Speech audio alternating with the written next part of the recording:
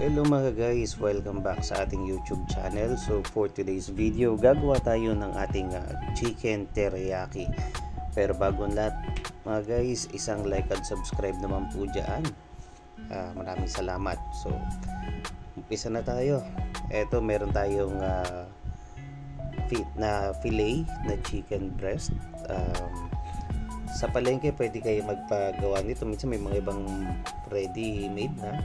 Ito sariling sikap kaya medyo hindi maganda ang pagkakatabas. So ito, lagay tayo ng asin, buong part ng ating manok, at pagkatapos pamintang durog,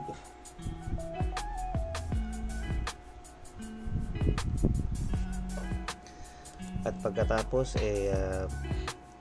hihilamos natin ang ating toppings na yan sa ating manok. Siguraduhin lang po natin mga guys, syempre na malinis ang ating mga kamay dahil pagkaan itong ating hinahawakan, no? So pagkatapos doon tayo sa kabilang side ng ating manok natin, lagay ulit tayo ng kaunti pang asin at paminta. Ganun lang yan, same routine. Makakatulong kasi ito mga guys, bukod sa dagdag flavor na mapibigay ng asin at paminta, mas matutulungan ito ilabas yung flavor ng ating manok pagka pinrito mo na siya, no? At nagiging medyo nakakatulong din siya magbigay ng juicy flavor. Optional mga guys, garlic powder, pwede rin naman itong wala.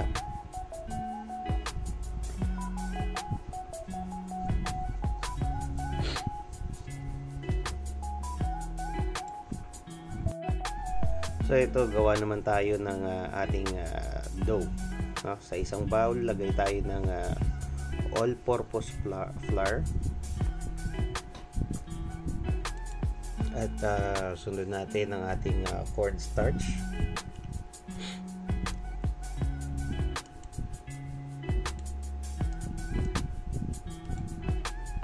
at ganun ulit, asin, paminta.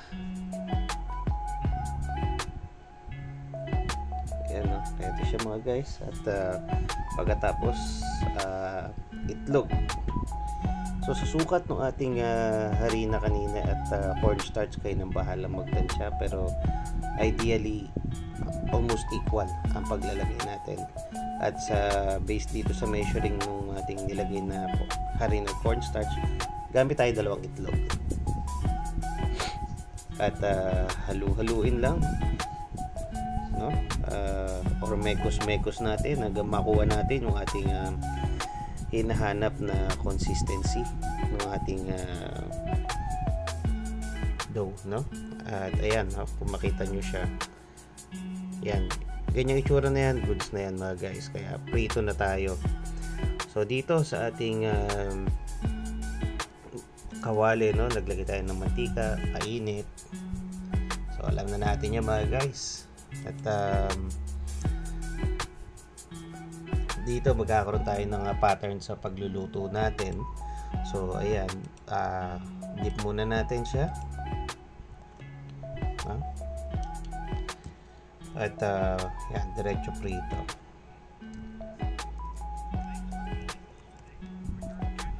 So first batch muna tayo ng ating ipipritong manok.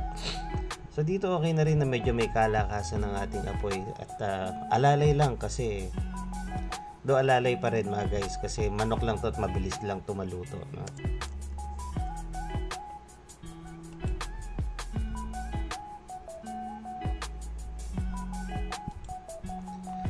Actually isa din to mga guys nga pala, no, from our last video, tipid ulam, dahil etong pagkain natin na to, kung hinanda akong pagkain, is nagkakahalaga lang to mga guys, roughly mga 150 pesos, no? So syempre iba dito, may mga given naman yan, may asin, paminta, yung mga ibang condiments na gagamitin natin dito, meron na. Pero kung wala, hindi naman siguro ganun kalaki or magiging ganun kabigat sa bulsa natin yung ano na yon. So eto mga guys, no, natapos na tayo sa first batch ng ating nung ating manok na pinratong manok, no. So sabi ko nga kanina, malakas yung apoy, maya ang baliktad para iwas sunog. So ganun din sa ating second batch na ipipritong chicken breast natin.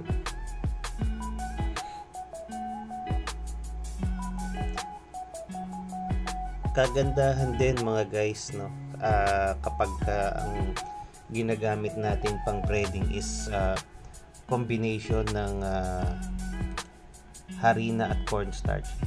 Nakakatulong kasi yung cornstarch, yung harina natin na magkaroon ng binding, meron siyang binding content na talagang yung pag pinrito mo yung manok is hindi nagkakahiwa-hiwalay, hindi na tatanggal yung mga breadings na nilagay natin kapag kasi sinalang mo na siya. Kasi minsan pag pinrito mo, pag nilubog mo na sa mantika, minsan kumakalas yung mga breading na ginagamit natin. Unlike na itong ating dough na ginawa, nakakatulong siya mag keep lang talaga yung breading na nilagay natin para na may maintain pati yung pampalasa, no. So ayan, balik na rin natin ulit. Luto na yung kabilang side ng ating manok.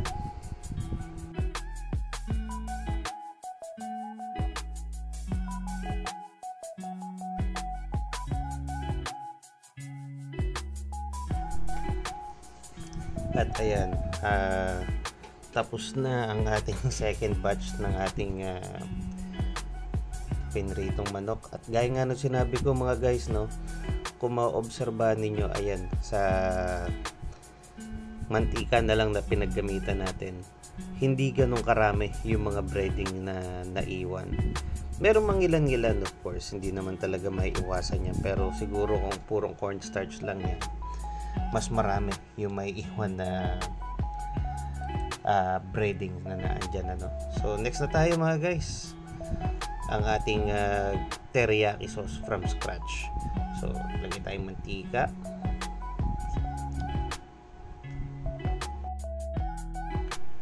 at next natin magigisa tayo ng luya, bawang, sibuyas, no, para sa ating aromatics.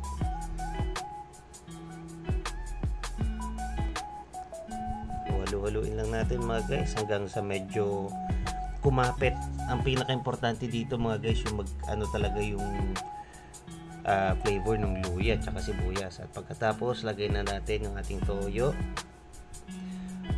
oyster sauce,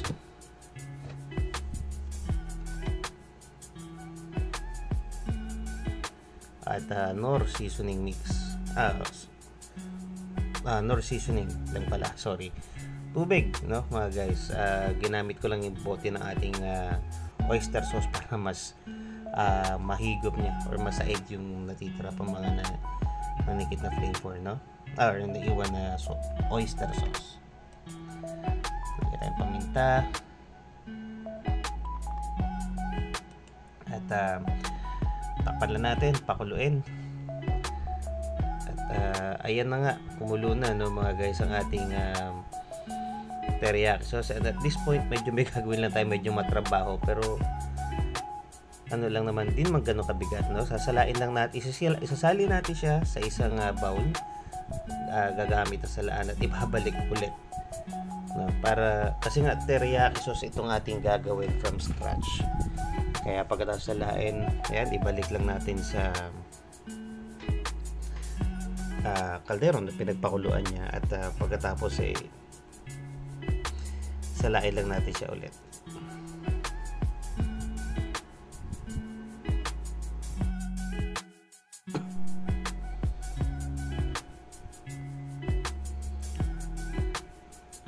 At ayan, no, medyo kumukulo na rin, no, ang ating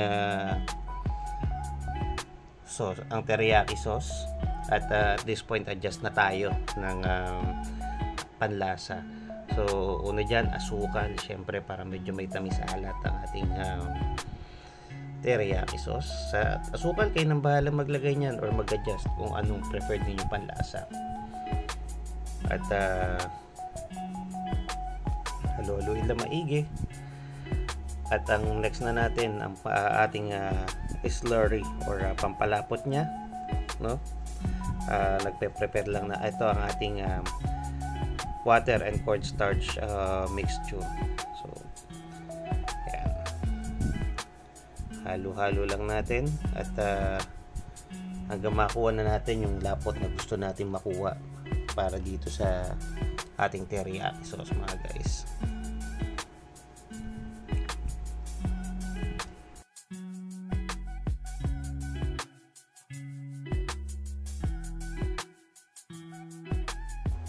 So ayan, medyo okay na to, no? Based sa, ayan, medyo nakikita nyo kung yung lapot niya. At sunod na lang natin dito is konting paminta pa.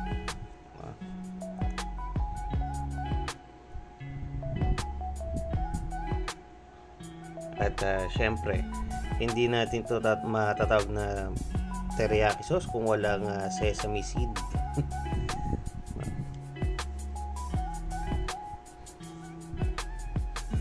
Dagdag aroma ito, mga guys. So halu-haluin para hindi mamuo yung sesame seed na nilagay natin.